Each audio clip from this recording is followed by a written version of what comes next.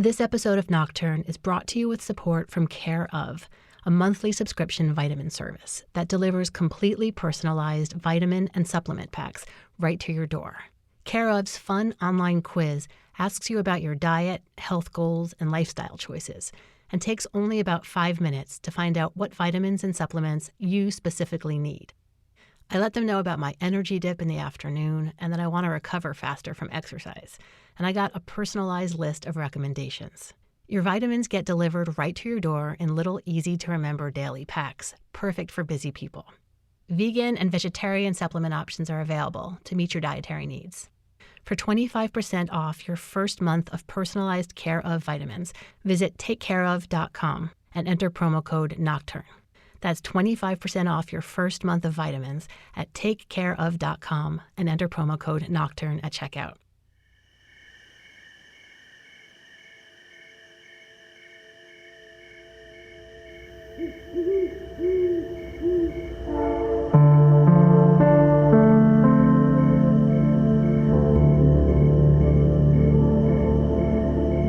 You're listening to Nocturne. I'm Vanessa Lowe.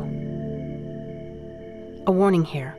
In the first few minutes, there are a couple of descriptions of things that might make some folks squeamish. And if you're listening with young kids, you might want to skip ahead. Okay, here we go.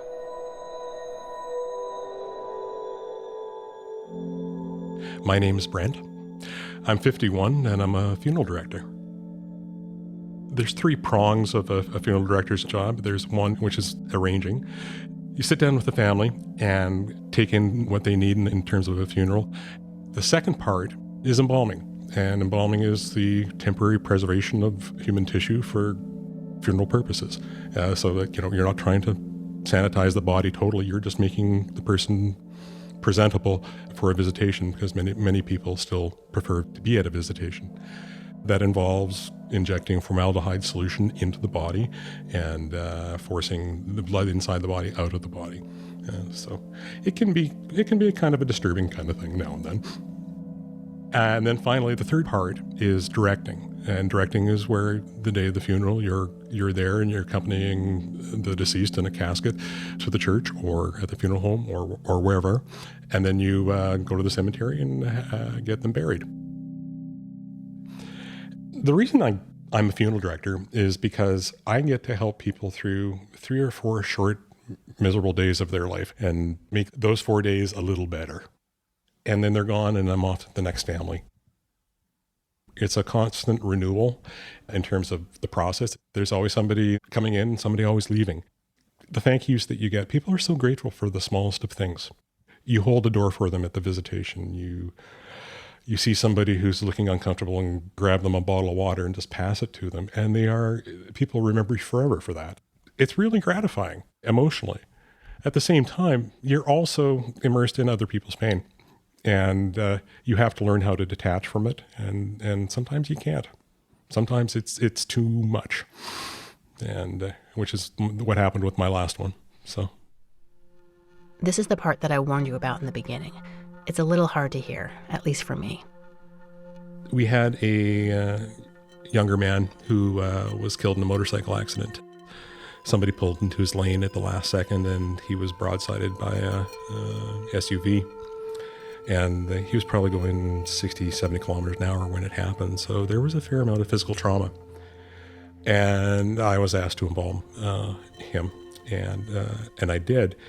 But it was because of the physical trauma. It took a long time to get him because he was so young and because it was an accident. There was an autopsy. So there's even more physical trauma added to what he had already gone through in the accident. And so it's, lack of a better word, kind of gory.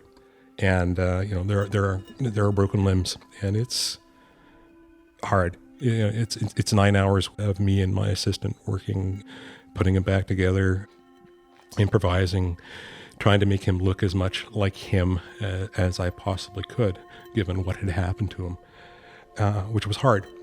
And both his limbs and his face had needed some work. I just know that like his funeral was far more emotionally devastating than any I've done in years. And I haven't cried that much since since I was an intern. That difficult funeral was even more difficult than it normally would have been for Brent. That was my last week of work that happened.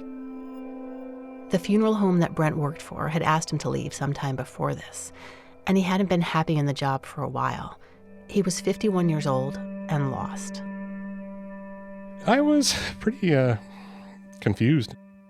I had just been, it was a mutual decision to get laid off. At the same time, it hurt. Any job ending like that, no matter how good the terms are, and we left on great terms with one another, still hurt. And I was sort of anxious about what's going to happen next in terms of my career, because I'd been there for 5 years. But the 5 years working in Toronto took its toll. I was commuting at least 2 hours a day, often more than that on snow or rain days, and sometimes, because I live in Barrie, which is considered the snow belt region of Ontario, it would be so bad that I had to actually stay overnight in Toronto. It wasn't just the commute that was problematic, but what it meant in terms of his relationship to the work. I'm basically working in a community, but not being part of that community. And funeral service is really about families and people. And when I had first envisioned becoming a funeral director, I had envisioned myself as a small town funeral director that was just part of the fabric of the town.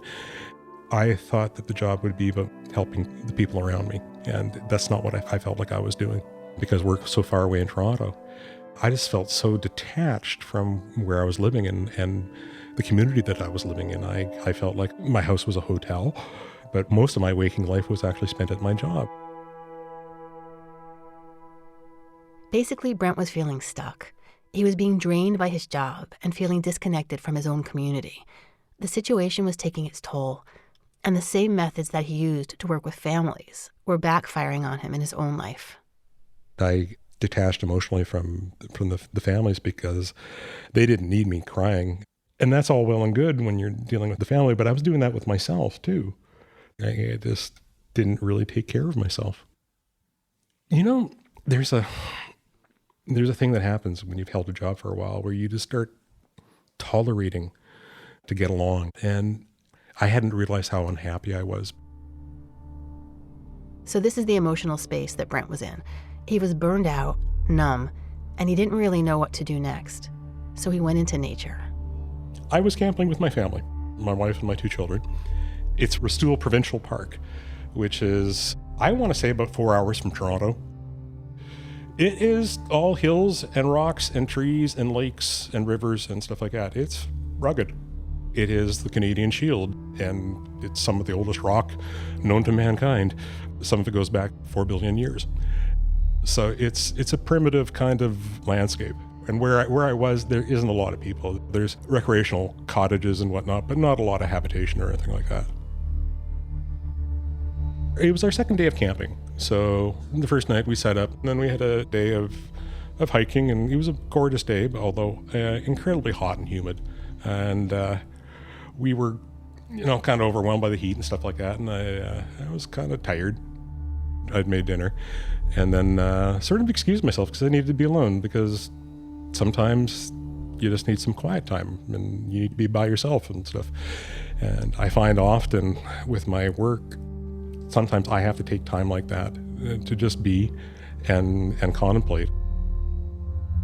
I think sunset was around 9 o'clock that night. And this is 8:30. I made the decision to go off on my own. And what I did was I just sort of wandered away, and I noticed that there was a really high ridge above the campground where I was. And I thought that it'd be really interesting, because we were camping on a lake, to get up there and have a look at night, see the stars and the moon, because it was a full moon that night, and just be up there on my own and have a look. And of course, I, having camped since I was an infant, thought that I knew what I was doing. Turns out I didn't.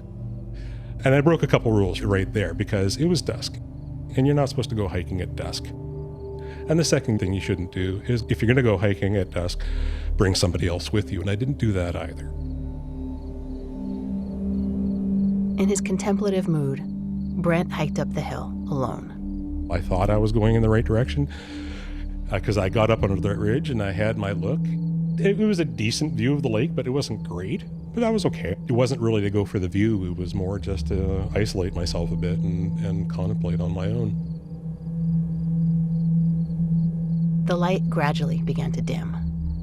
You can see in front of you, but it's getting to the point where you're not seeing all the colors anymore. Some stuff is in black and white now.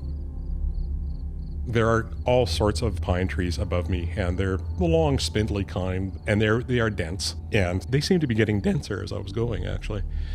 And I think that might have been part of the problem as well. When Toronto or Southern Ontario gets into these heat waves, which we were in the middle of one at the time, the air goes completely still. It's really hot, moist air that comes up from the Gulf of Mexico and basically sits on top of us. It does not cool off those nights. And it's an airless kind of heat. The air doesn't move. It's still. So I'm hearing traffic on the one road that's near me for a bit. And then I realized that all of a sudden I couldn't hear it anymore. It was there, and then all of a sudden I noticed it was gone. And I think I might have crossed a ridge that blocked out the sound after that. I don't know. Because there's so many ridges along there, the sound echoed like you would not believe. You really couldn't go by the sound of things what direction things really were. That was part of what was throwing me in terms of getting back, was that none of what I was hearing made any sense. And even though it was a clear night, I couldn't get a good fix on the moon because the trees were so abundant. By that time, the crickets are coming out. And so I'm hearing crickets. I'm hearing birds. Not much else, really. It's pretty still more than anything. It's crickets and birds and the occasional snap of a twig or two. You don't know. I'm sure there are small rabbits and mice and whatnot running on the floor, but I can't see them because it's getting really dark. He's starting to see less and less, but he's really not even noticing much of what he's seeing. I was really preoccupied with my circumstance, where I was in terms of work and my life. And I wasn't thinking at all. And that's what got me into this, was ignoring what was around me. And I'm sitting on a log, fallen log, and just sort of sitting there and sweating and contemplating, because I just finished climbing this ridge, and it was incredibly hot. I was already soaked head to toe. At that point, it's where you decide that, no, it's not dusk anymore, it's night.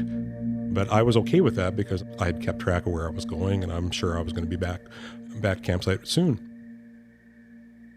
So I just sat there for a while, enjoyed it a good 10, 15 minutes or so, and just contemplated what was going on and tried to listen to everything around me. And one of the things that always disappoints me when I go camping is that I'll often end up doing all the camping things where you're hiking and fishing, and I don't take time to just appreciate what's there. And that's what I was really trying to do more than anything, because really you don't get many of those chances to do that.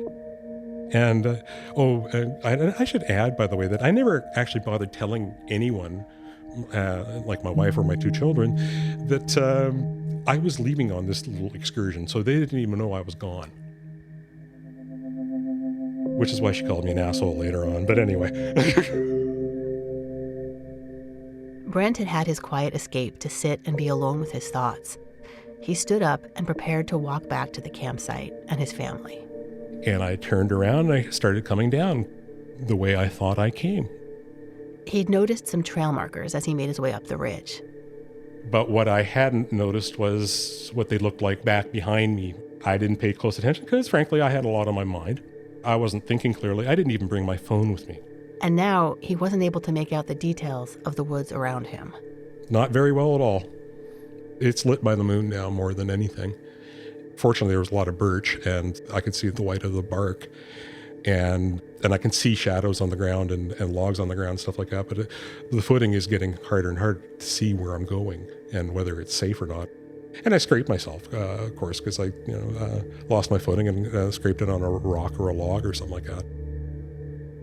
And I proceeded off in the direction that I thought I'd come in, and kept on going and kept on going. And I'm having this slow realization that it's not like a panic at the pit of my stomach, but more of an unease that, none of this is looking exactly like I remember it. And just going off and thinking to myself, okay, well, when I get over there to that spot, over by that big rock, I'll take stock, figure out what's going on, and I'll just get back on my way, and I'll hear the road, and I'll get back down to the road, and I'll be fine.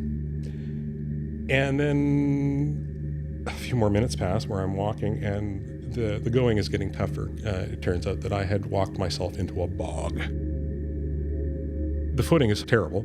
Every third step I'm taking now is on top of a log instead of on the ground because it's either wet or unstable. And I'm getting bit repeatedly by mosquitoes, so much so that my hands are fairly swollen by the end of this.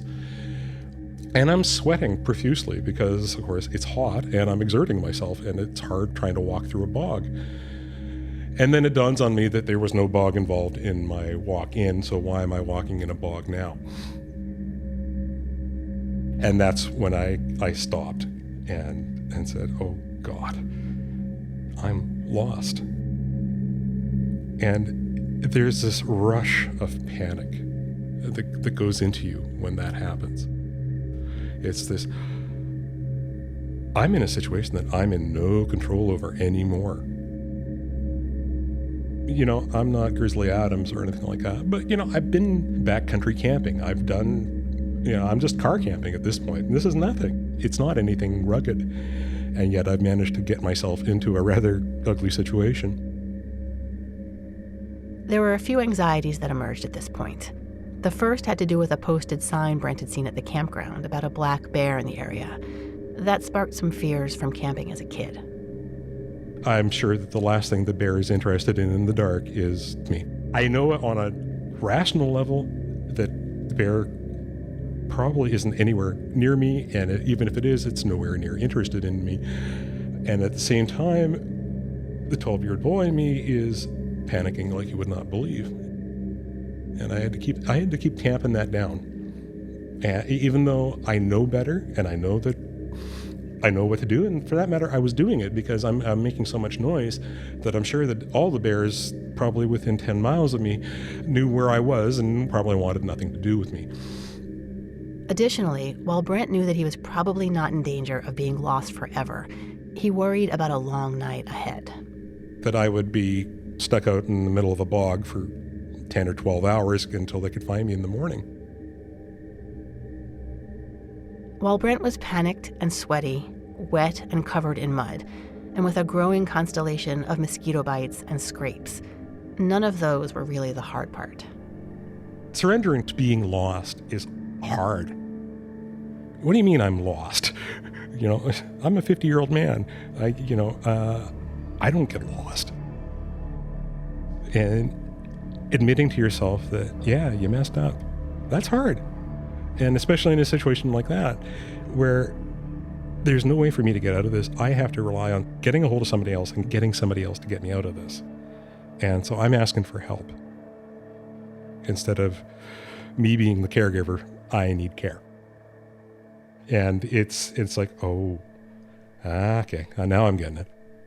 And something about getting that, really accepting that he was not in control, that was a turning point.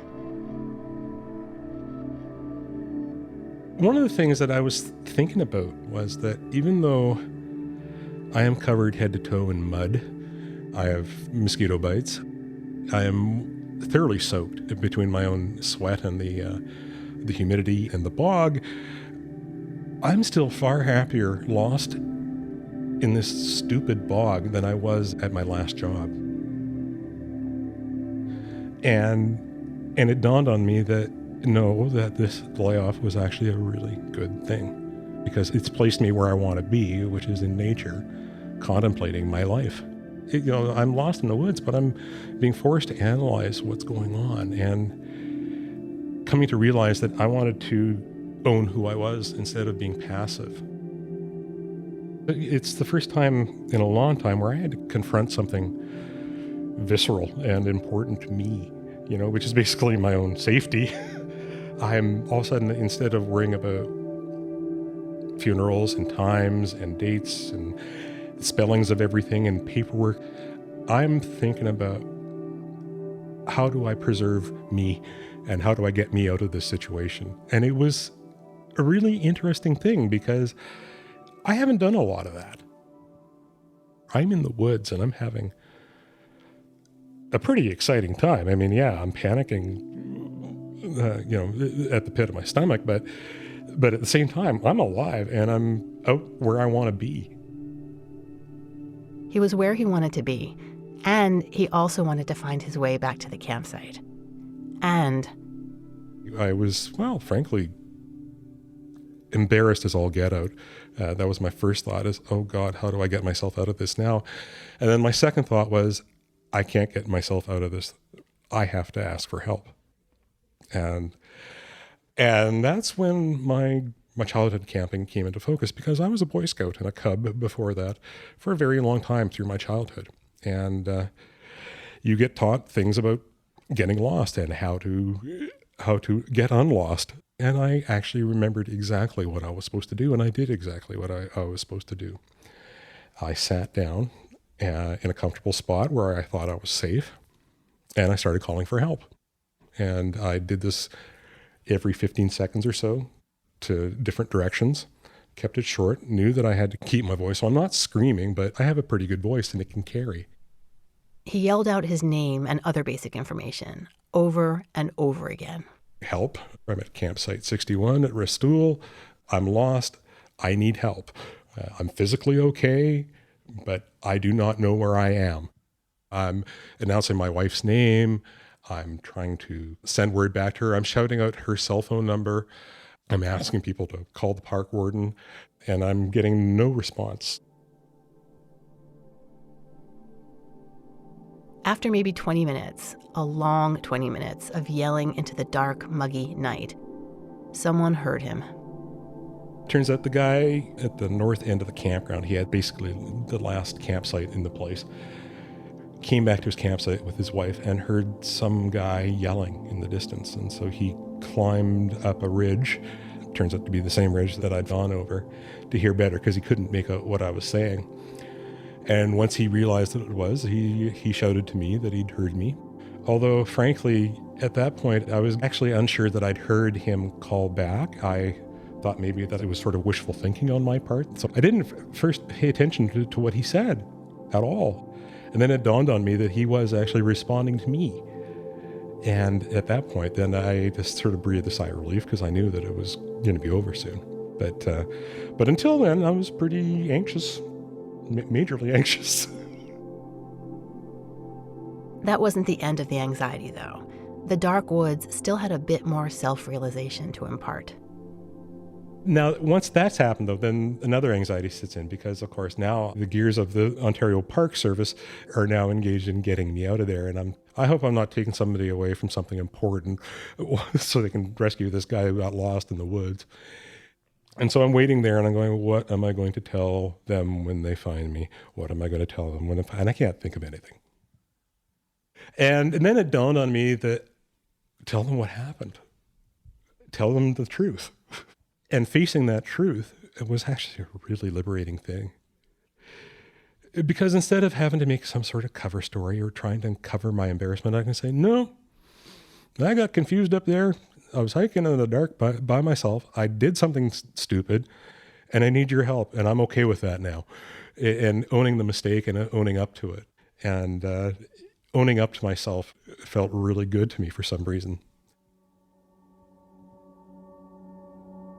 So what happens is the warden starts calling towards me and he's trying to find me from the sound of my voice. And so I'm being quiet when he asks me to be quiet, and I'm yelling when I'm yelling. And he asks me to turn in certain directions so he can sort of figure out where I might be. And then eventually I see a light. And so this is the first light I've seen since dusk. And again, another sigh of relief. And at that point, I saw, I can see your light. And he goes, great. So walk towards it. And so I started walking towards him. He starts walking towards me. And so we meet. And he takes me back. It's around 10 or 10:30 at this point. just a couple of hours lost in the woods at night. Brent is reunited with his family. They thought he was joking when he first told them that the park warden had to come find him. He knew he was never in mortal danger, but the experience moved him. I'm elated. I'm just happy to be there. I'm a little overwhelmed by it at the time, but I'm alive. I'm in a place I love. I had a bad experience, but I'm physically fine. I'll be okay. All of a sudden, I realized I got a better sense of who I was. Saying, this is me. This is what makes me happy. I like being in nature. This is who I am. And knowing that far more than I knew before. I think because being lost, it's such a visceral thing. It scares you. It really scares you.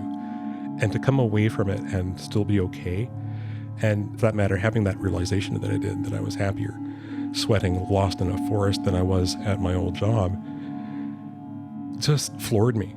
I'm at the point now where I've got 15, 20 years maybe until retirement. And why not make these happy ones? I've decided that holding off being happy until I retire is a ridiculous notion. I might still stay in funeral service. I might not. I don't really know right now. If I'm not a funeral director, that's fine. My work doesn't define who I am at all. The things that I love do. Sometimes it takes losing your way in the dark to realize that you were already lost. And now I've got a totally different perspective than I did before. And dear God, I hope it's going to be an easier ride from now on, because I'm trying to not make life so miserable for myself anymore. I'm becoming much more the person that I'd hoped I could be instead of the person that I was. Which I think really is the best you can hope for when you find yourself lost.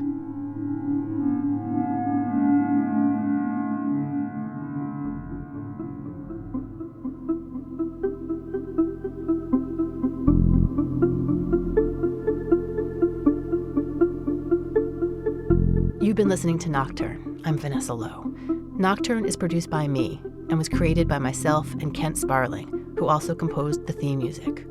Thanks to Care of for supporting Nocturne. Go to takecareof.com and enter promo code Nocturne for 25% off your first month of vitamins. Nocturne is produced with support from KCRW's Independent Producer Project, which provides resources to creative storytellers around the world. Finally, there's some big news coming up next month for Nocturne. If you're a longtime listener, you'll notice a couple of changes, and I wanted to give you a heads up. I can't say more right now, but we're pretty excited about it, so keep an ear out. Till then, thanks for listening.